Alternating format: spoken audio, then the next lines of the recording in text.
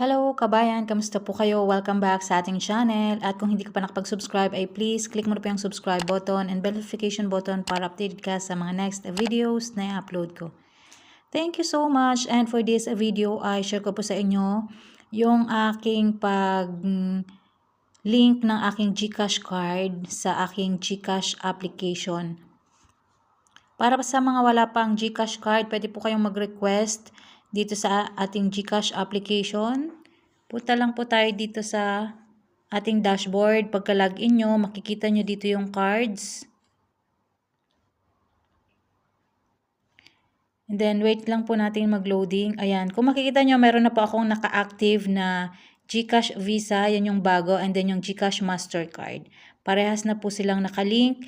Dahil nga po, nailink ko na noong bago kami mag-flight papunta dito. And then, ang alam ko hanggang 3 cards ang pwede nating i-link. Ayan. Once nandito tayo sa page na to, click lang natin itong order a GCash card if ever mag-order pa lang kayo.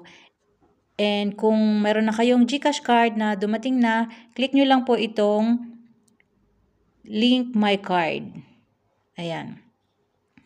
And meron po ditong notice or announcement or notification na nakalagay, after linking, you can use it immediately for in-store shopping and ATM withdrawals. Please wait 6 hours before using for online shopping. Then, click mo lang po itong OK. Then, meron sayong dadating na 6-digit authentication code. I-type in nyo lang po dyan yung PIN. Yung 6-digit code na authentication na ma-receive nyo sa inyong mobile number, ayan, type in nyo lang po dyan. And the next step is, i-type in nyo po dito yung last 4 digits of card. So, tingnan nyo po yung inyong GCash card. Nandun po yung card number. Yung 4 digits lang sa huli. Yun lang po yung i-input nyo dito. And then, input nyo din po yung virtual account number. Ayan, makikita yan, yung 12-digit code found at the back of your card. Ayan, ito po yung sample. Then, click nyo lang po yung next. And your GCash card is now linked. Nominate your PIN now to enjoy your card. Then, dito po, kayo na po yung bahala na maglagay kung ano yung 6-digit card PIN. Ito po yung magiging PIN code ng inyong GCash card if ever magwi-withdraw kayo sa ATM machine. Ayan. At yung ino-nominate nyong 6-digit PIN, yan po yung gagamitin nyo. Type nyo lang po dito once and then i-confirm nyo lang po. Then click next. And then ayan, successful na yung pag-link ng inyong GCash card. Makikita nyo po dito yung reference number.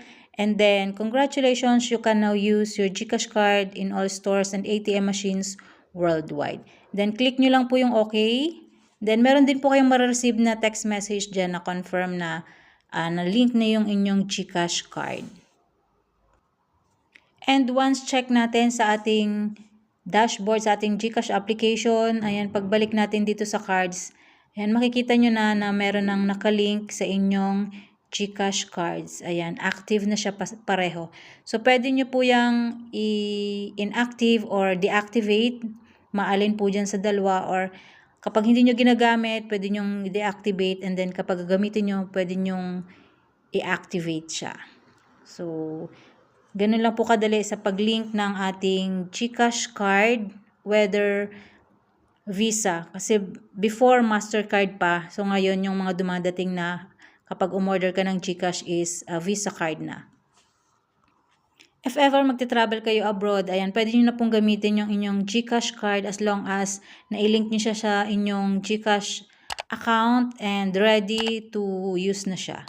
So, ayan lang po muna for this video. Thank you so much for watching. Bye!